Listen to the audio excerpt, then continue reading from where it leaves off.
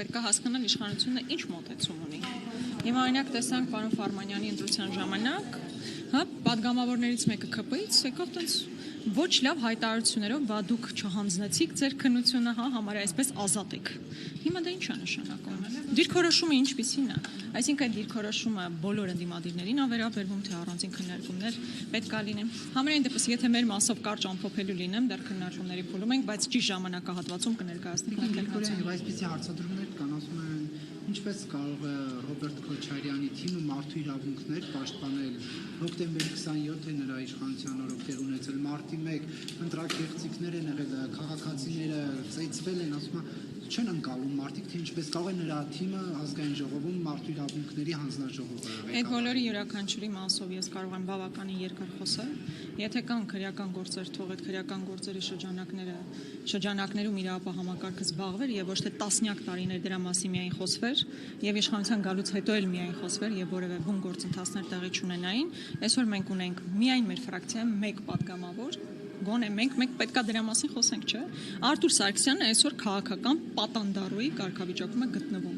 եւ բազմաթիվ մարդիկ այսօր քաղաքական հալածյալներ են եւ մեր պարտքն է խոսել այդ բոլոր թեմաների մասին։ Իմիջիայլոց ձեզ ասեմ, որ քննարկում էր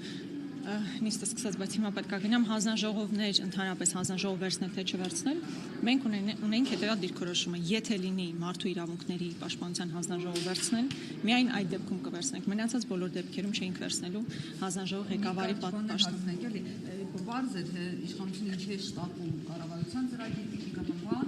ինչ է շտապում, որ արագ է ամեն ինչ ամփոփել գնա։ Դուք կարծում եք սա արագ է։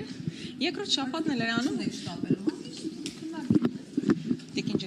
Եթե այս բոլոր քննարկումները լինեին ժողովրդի կոնկրետ խնդիրների մասին, միանշանակ եկեք մանրամասն քննարկենք, բայց եթե սա վերաբերվում է կաթողիկոսի անունը այլ ձևով հնչեցնելուն եւ դրան հակադարձելուն, ես վստահ չեմ, որ դա մեր ժողովրդի պահանջն է, այս ազգային ժողովից։ Ընդհանրապես իմ առաջարկը եղել է հնարավորինս արագ ավարտել խորհրդարանի ձևավորման գործընթացը, որովհետեւ սա միայն ձևավորման մասին է։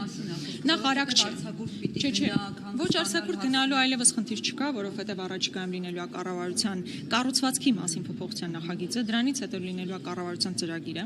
այսինքն մինչև օգոստոսի վերջ ամեն դեպքում նիստերը լինելու են այսպես թե այնպես, դրանից հետո գալու է սեպտեմբերը եւ բնականon հունով աշխատանքները շարունակվելու է։ Այսպես թե այնպես արձակուրդի հարց չկա։ Խնդիրն այն է, որպեսզի մենք արագ անցնենք։ Տիկին Ջեվեջան, ես արդեն պատասխանեցի, որևէ մեկս արձակուրդի չեն գնում, միևնույնն է, իմ ուղղակի դիրքորոշումն այն էր, որ հնարավորինս շուտ ավարտվի գործընթացը ձևավորման պարլամենտի եւ անցնենք բուն աշխատանքների։ Եվս մեկ անգամ այո պետք է պնդեմ, որովհետև նախ տեսեք, երբ որ կրճատեցինք ելույթները, նշանակում է ժամանակ խնայեցինք արդեն նման գործընթաց կազմակերպելու համար, եւ այո մեզ նաեւ հետաքրքիր են դիմադիրներից թե առհասարակ ինչպիսին է իշխանության դիրքորոշումը։ Եթե իրենք պետք է ասենց մերժեն ընդդիմության կողմից ներկայացված տեխնատություններին, հետագա մեր գործողություններն էլ համապատասխան պետք է լինեն։ Հասկացա, 6-ին քվեարկեն, հələ տենակ ինչ են անում, որ ըստ այդմ նաեւ մեր դիրքորոշումները